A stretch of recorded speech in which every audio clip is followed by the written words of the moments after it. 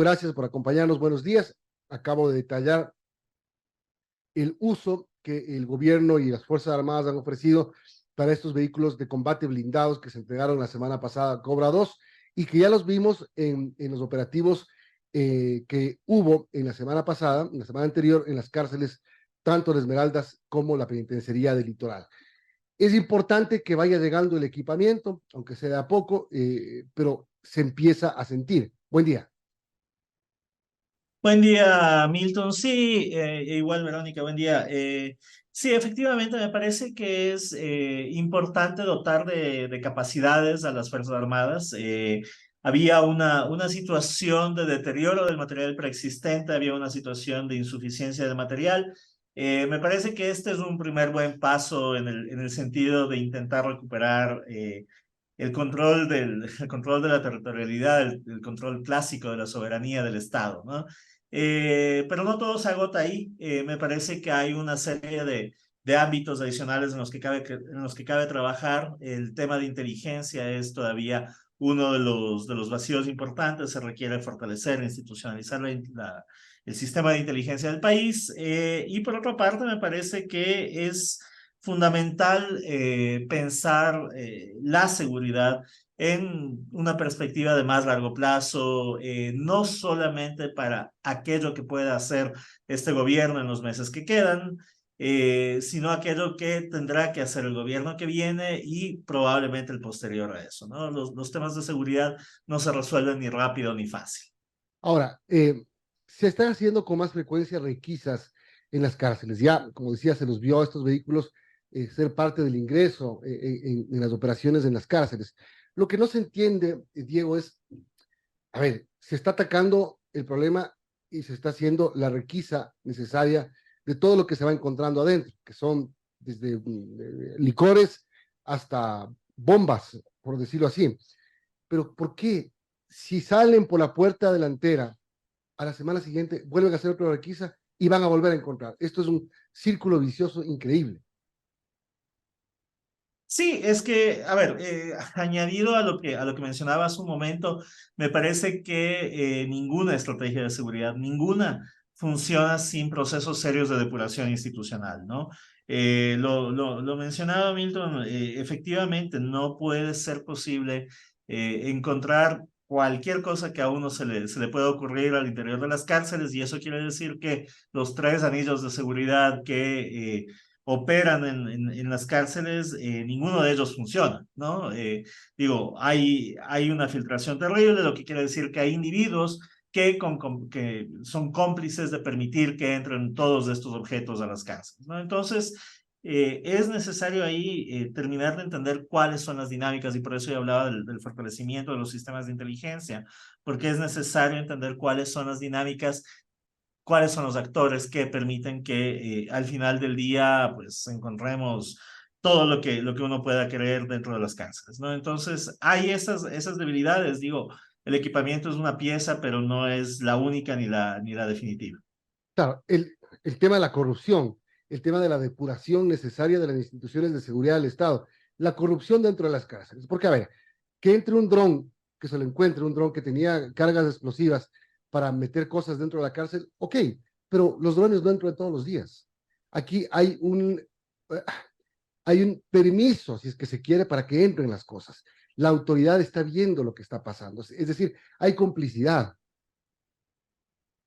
Hay complicidad, digo, si retrocedemos el calendario hace 3, 4 semanas atrás, vamos a recordar que en la oficina de uno de los directores de las cárceles se encontraron cualquier cantidad de objetos, ¿no? Digo, cada semana nos encontramos con nuevas, que ya iba a decir sorpresas, pero ya no son sorpresas, con nuevas evidencias de que hay un problema al interior de las cárceles, ese problema es la corrupción.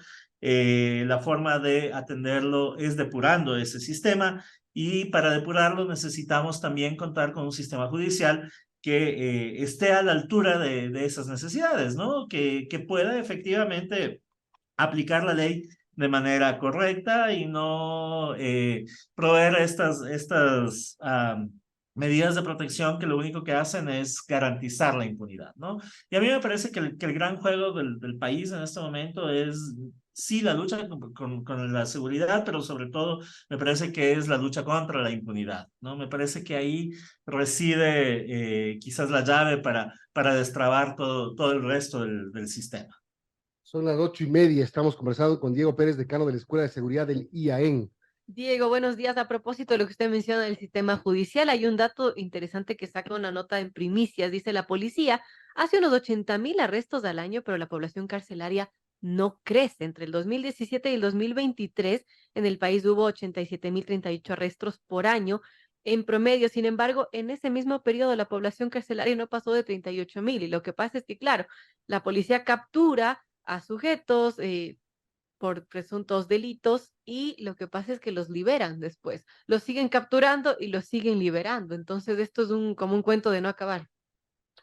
Es un cuento de no acabar, efectivamente, Verónica, y si volvemos, por ejemplo, solamente con las personas que fueron apresadas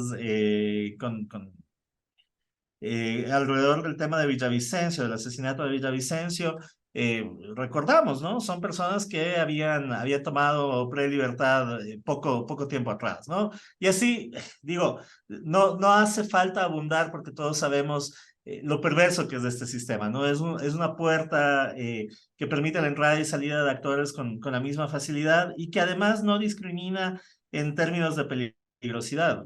Nos hemos olvidado, pero cuando volvemos sobre los hechos de las terribles masacres carcelarias, encontrábamos personas que detenidas por pensiones alimenticias veían cómo asesinaban a gente a su alrededor, mientras que tenemos una serie de criminales peligrosos que entran y salen con esta facilidad, ¿no? Entonces me parece que es un sistema que no es justo en primer lugar y que en segundo lugar es un sistema muy fácil de ser corrompido, ¿no? Digo, ante este dato justamente de Primicias de las 80.000 personas, claro, por el otro lado, es imposible, es imposible pensar que todas esas personas terminen en la cárcel, ¿no?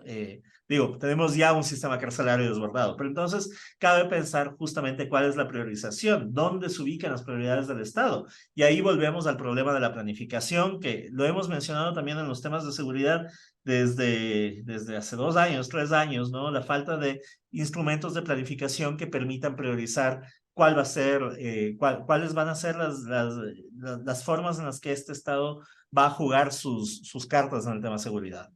Ahora, hablemos un poco del tema vuelvo al tema del equipamiento, de los aparatos de seguridad, porque ya, los 20 blindados, ok, no, preguntemos de los chalecos, preguntemos de los vehículos de la policía, que por qué no se pueden comprar, por qué tiene que ser tan engorroso y demorado todo, por qué no se declaró a la Policía Nacional en emergencia para facilitar. Las autoridades dicen, no, es que con emergencia también hay que cumplir procedimientos y también es difícil. Eh, esa lentitud. Fíjese usted, el tema de los escáneres para los puertos. Van a estar instalados, dicen, a partir de noviembre de este año.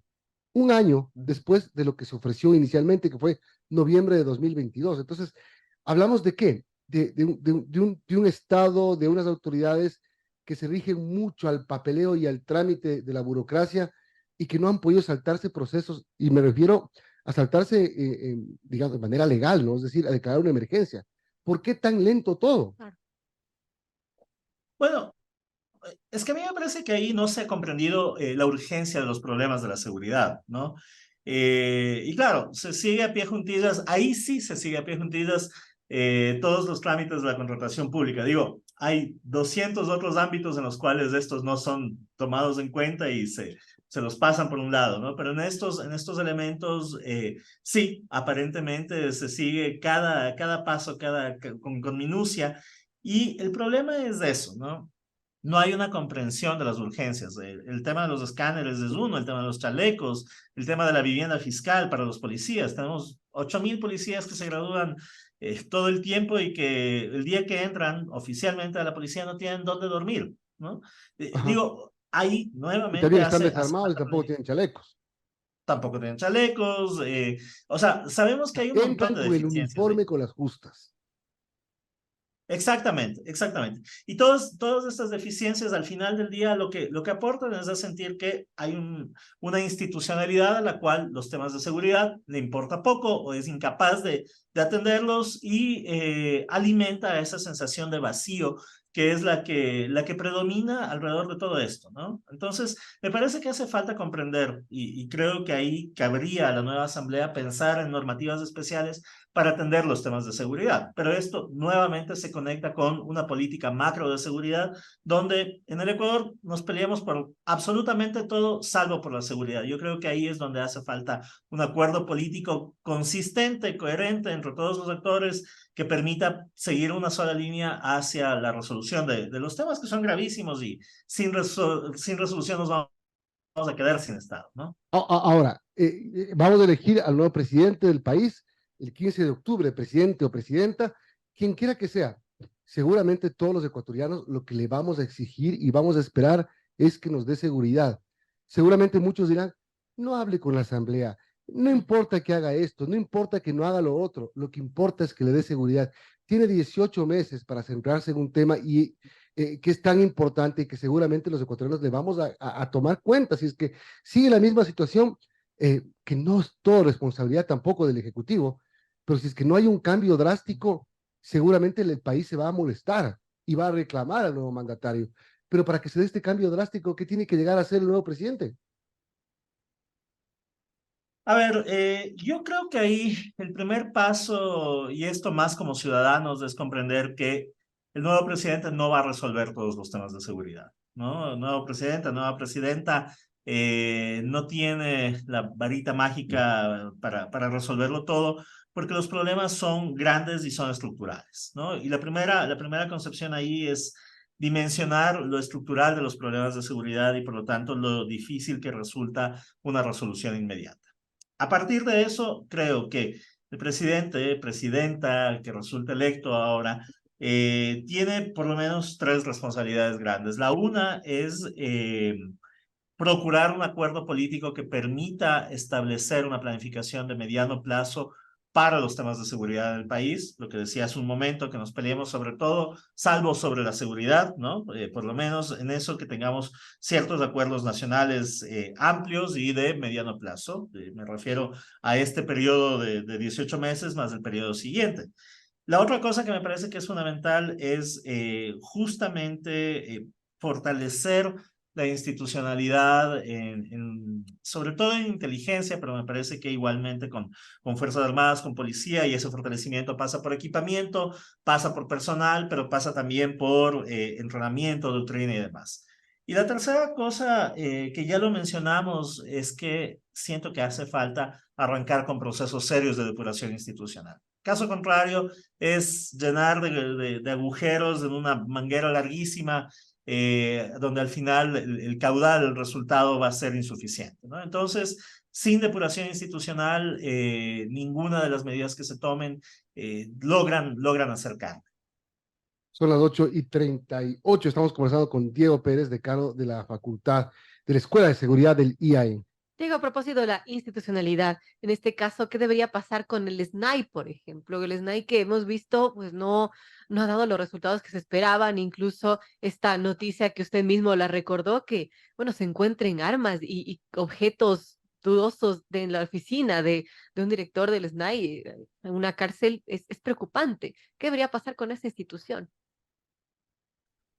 Bueno, ahí lamentablemente yo creo que hay que repensar profundamente la figura de SNAI. Digo, siento que es una institución que ha fallado sistemáticamente en su cometido, es una institución debilitada, profundamente debilitada, que mal logra cumplir con su misión principal, que es mantener el control de las cárceles, y por lo tanto pasamos de excepcionalidad en excepcionalidad, pidiendo que policía y que Fuerzas Armadas apoyen en esa misión.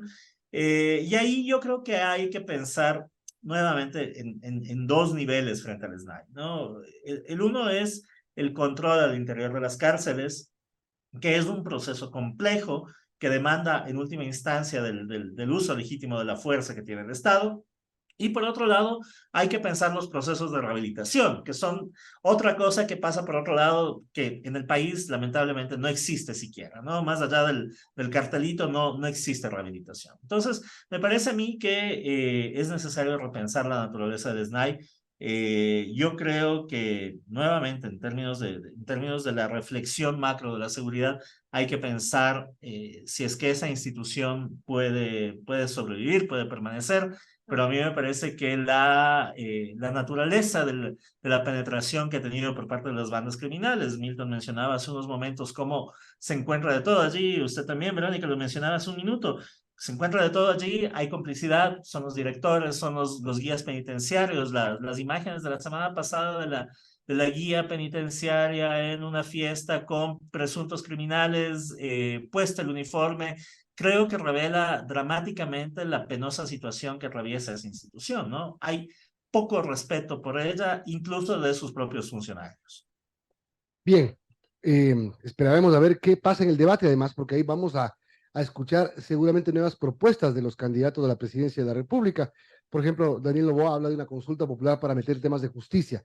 Es bien importante lo de la justicia que usted mencionaba hace un momento, porque ahora peor, con esta crisis judicial, la confianza por los suelos. Si antes, con la liberación de presos de alta peligrosidad y demostrado, ya sea por falla del juez, por falla del fiscal, por falla del parte policial, lo cierto es que hay una sensación de impunidad en el Ecuador. Así que esperaremos escuchar a los candidatos y ojalá que el que gane la presidencia de la República trate de hacer lo mejor posible para empezar a solucionar este problema. Diego, le queremos agradecer. Buen día.